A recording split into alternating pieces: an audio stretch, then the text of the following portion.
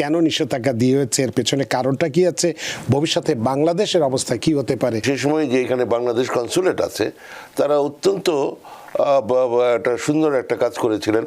যারা আমরা দুই একজন, তখন আরও কম অ্যাটর্নি ছিল, আমরা যারা অ্যাটর্নি ছিলাম তাদেরকে কনসুলেট ভবনে নিয়ে বাঙালি ভাই বোনদের জন্য ফ্রি লিগাল সার্ভিসের ব্যবস্থা করেছে। আমাদের বড় বড় উড়োজাহাজ নাই পাঠানোর মতো, বিলিয়ন বিলিয়ন ডলার নাই দেওয়ার মতো, কিন্তু আমাদের মান সম্মান বোধ আছে। এবং রাইট ওয়েতে তারা যেটা করেছে রেসিপ্রোকাল, তারাও আমেরিকানদের ভিসা বন্ধ করে দিয়েছে। যারা গ্রিন কার্ড আছে, যাদের ভ্যালিড ভিসা আছে, তারা আসতে পারবে, মানে নতুন ভিসা ইস্যু করবে না আর কি। হঠাৎ করে দেখা যাচ্ছে যে প্রেসিডেন্ট ট্রাম্প গতকালকেই বুধবার একটা ঘোষণাপত্রে প্রোক্লেমেশন তিনি স্বাক্ষর করেছেন।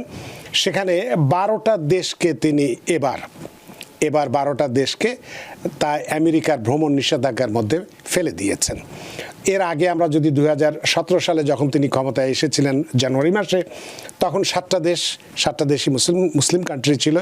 এবার একটু ঘোরানো পেঁচানো অবস্থায় আছে, সব কিছু মিলে 7টা থেকে 5টা নিয়েছে, বাকি 5টা অন্যান্য নতুনভাবে নিয়েছে এবং আফ্রিকান দেশগুলোর থেকেই দেখা যাচ্ছে বেশি, এবং তারা খুব একটা মুসলমান দেশও নয়। অর্থাৎ একটু ঘুরিয়ে পেঁচিয়ে বিষয়টাকে এবারকার এই নিষেধাজ্ঞার মধ্যে তিনি এনেছেন। তো এটা কেন তিনি করেছেন? এই তালিকায় কোন কোন দেশ আছে, কেন নিষেধাজ্ঞা দিয়ে হয়েছে, এর পেছনে কারণটা কি আছে, ভবিষ্যতে বাংলাদেশের অবস্থা কি হতে পারে, আপনার কাছে বিষয়টি জানতে চাই জনাব মীর মিজানুর রহমান। ধন্যবাদ। এই ঘটনাটা, এই যে ইনসিডেন্টটা আপনি বললেন, তাতে কিছু কথা আমার মনে পড়ে যায়, সেইগুলো নিয়ে আমি আলাপ করব, যাতে করে প্রেক্ষাপটের ব্যাপারটা যেটা সেটা আমরা বলতে পারি। যখন 9/11 হলো, ওয়ার্ল্ড ট্রেড সেন্টারের যে ঘটনা, সবাই অনেকেই আমরা জানি যে সামনাসামনি ছিলাম, গেল। তো সেই সময়ের পরপর ওইটার প্রেক্ষাপটে যেটা হলো যে বিশেষ করে মুসলমান কান্ট্রির আর উত্তর কোরিয়ার লোকজনদের সবাইকে ধরে এনে রেজিস্ট্রেশন করানো হলো, এবং সেইখানে প্রচুর মানুষকে পাওয়া গেল যারা ইলিগাল, প্রত্যেককে ডিপোর্টেশন প্রসিডিংসে নিয়ে যাওয়া হলো। এ ধরনের একটা ঘটনা ঘটেছিল, এবং বাংলাদেশও তার মধ্যে ছিল। বিভিন্ন স্তরে স্তরে হয়েছে, তো এক পর্যায়ে বাংলাদেশও প্রথমে ছিল না, পরে বাংলাদেশও আসছে। তো সেই সময় আমার আরেকটা কথা মনে পড়ে গেল, যে সেই সময় যে এখানে বাংলাদেশ কনসুলেট আছে তারা অত্যন্ত একটা সুন্দর একটা কাজ করেছিলেন। যারা আমরা দুই একজন, তখন আরও কম অ্যাটর্নি ছিল, আমরা যারা অ্যাটর্নি ছিলাম তাদেরকে কনসুলেট ভবনে নিয়ে বাঙালি ভাই বোনদের জন্য ফ্রি লিগাল সার্ভিসের ব্যবস্থা করেছিলেন ওনাদেরকে ধন্যবাদ জানাতে হয়। এবং এটা এই কারণে বললাম যে এই যে আপনি 12টার কথা বললেন, আরও 7টা কান্ট্রির রেস্ট্রিকশন দেওয়া হয়েছে, এবং ভবিষ্যতে আরও আংশিকভাবে আরও আসার কথা। তো সেইখানে যদি বাংলাদেশের নাম আসে, তখন এখানে যারা নেতৃবৃন্দ আছেন, যারা মিডিয়া পার্সোনালিটিস আছেন, তারা হয়তো এভাবে রিকোয়েস্ট করলে, কমিউনিটি লিডার যারা আছে, বা হয়তো রিকোয়েস্ট করতেও হবে না, যেহেতু আগে এরকম করেছেন নিজেরাই।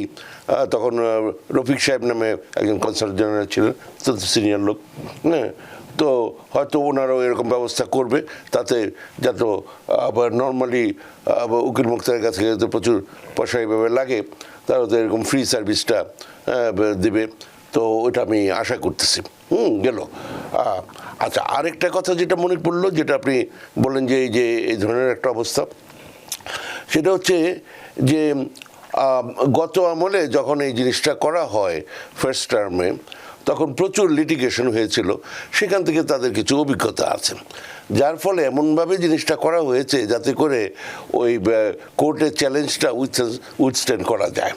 তো এমনভাবে চেষ্টা করা হয়েছে। তা জানি না যেটা সোমবারে যখন এটা চালু হবে, তখন কী ধরনের ফাইলিংগুলো হবে কোর্টে, সেটা দেখে কিছু বলা যাবে। অবশ্যই এটা নিয়ে কথা বলা যাবে।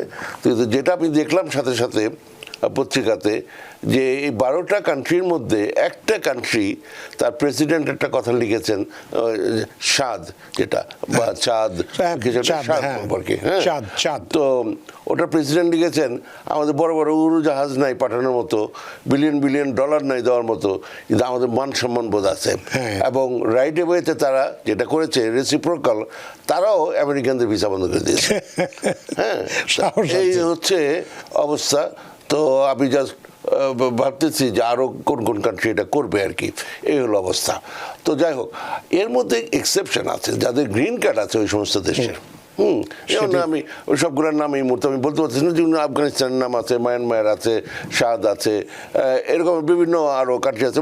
ম্যাক্সিমামই হচ্ছে চাদ, কঙ্গো প্রজাতন্ত্র, ইকুয়েটরিয়াল গিনি, আফ্রিকার country, Eritrea, Haiti, Iran, Libya, Somalia, Sudan, Yemen. হ্যাঁ, তো এই যে এই জিনিসগুলো আছে, তো তাদের যারা গ্রিন কার্ড আছে, যাদের ভ্যালিড ভিসা আছে, তারা আসতে পারবে, মানে নতুন ভিসা ইস্যু করবে না আর কি, এই হচ্ছে ব্যাপারটা। আর ভিসা থাকলে তো ওইটা মানে হচ্ছে আপনি বর্ডার পর্যন্ত আসতে পারবেন, তারপরে এখান থেকেও ফিরিয়ে দেওয়া যায় যখন বর্ডারে আসবেন, বেসড অন ইন্টারভিউ। এ হলো কথা। আর আরেকটা কথা যেটা আমার মনে পড়ে গেল, যে দেখবেন কিছুদিন আগে আরেকটা কাজ হয়েছে, যে সাউথ আফ্রিকা থেকে বেশ কিছু সাদা লোক নিয়ে আসছে। মানে এরা বলতেছে একদিকে অ্যাসাইলাম বন্ধ করো, কিন্তু তারা ঠিকই ওইখান থেকে লোক নিয়ে আসছে, এবং তারা ওই তাদের প্রেসিডেন্ট দেখা করতে আসছিল এখানে, তাকে নাকি বিভিন্ন ভিডিও টিডিও দেখাচ্ছে যে তোমার দেশে তোমরা সাদাদের অত্যাচার করতেছো। পরে দেখা গেলো এইটা ওই সাউথ আফ্রিকার কোনো ছবি না, এটা আরেক দেশের ছবি। তো সেখানে ইভেন একটা টেস্টে এক্সচেঞ্জও হয়েছে। তো এই ধরনের কিছু ঘটনা আর কি, যে মনে পড়লো যে আবার বলতেছে যে এটা হয়েছে বিশেষ করে এই 2-1 দিনের মধ্যে একটা ঘটনা ঘটেছে কলোরাডোতে। ইজিপশিয়ান এক লোক ওভারস্টে করেছে, হ্যাঁ, সে বোল্ডার কলোরাডোতে একটা অঘটন ঘটিয়েছে, তার ফলে এটা করেছে, কিন্তু ইজিপ্টের নামই এর মধ্যে নাই। হ্যাঁ, তো এইভাবে করে মোট কথা বোঝা যাচ্ছে যে তাদের একটা প্ল্যান আছে। হ্যাঁ, এটা একটা প্রিটেক্সট যে এরকম ঘটনা এরকম ঘটেছে, এখন নাকি মানে এই হচ্ছে একটা মোক্ষম সময় টু সেল ইট, মানে এই জাতীয় একটা ব্যাপার হচ্ছে যে এই কারণে এটা করেছে, এই যে দেখেন, কিন্তু ইজিপ্টের নামই এখানে নাই। তো যাই হোক, মানে বলছি না যে ইজিপ্টের নাম থাকা উচিত কিছু উচিত না, কিন্তু এই হচ্ছে ঘটনা আর কি। তার মানে এই যে নিষেধাজ্ঞা যেটা দেওয়া হয়েছে, সেক্ষেত্রে তাদের উপরই এটা হয়তো প্রভাব পড়বে, যারা এখনো ভিসা পায়নি বা ভিসার লাইনে আছে তাদেরকে হয়তো দেবে না, কিন্তু যাদের ভিসা আছে, গ্রিন কার্ড হোল্ডার, যারা সিটিজেন, তাদের ক্ষেত্রে এটার কোনো প্রভাব পড়বে না। না, এটা একটা চমৎকার একটা বিষয় আছে। আর আরো 7টা কান্ট্রি, এগুলোর আমি এই মুহূর্তে নাম বলতে পারবো না। Burundi, Cuba, Laos, Sierra Leone, Togo, Turkmenistan, Venezuela. আচ্ছা, এগুলার মানে আরো বেশি করে ভেটিং হবে। হ্যাঁ, তো যার ফলে মোট কথা হচ্ছে যে এদের যদি ভিসা না দেয় আমি অবাক হব না, যদিও মানে পুরাপুরি বলে নাই, তাহলে একটু সংখ্যাটা একটু বেশি শোনায়। হ্যাঁ, কিন্তু বিশেষ করে ভেনেজুয়েলার লোকদের জন্য যে রকমের আরও বিভিন্ন ঘটনা ঘটছে, হ্যাঁ, তাতে এটা রেস্ট্রিক্টেড হলো অবস্থা ভালো না। নিউ ইয়র্ক থেকে সম্প্রচারিত TVN 24 টেলিভিশন বিশ্বজুড়ে বাঙালির কণ্ঠস্বর।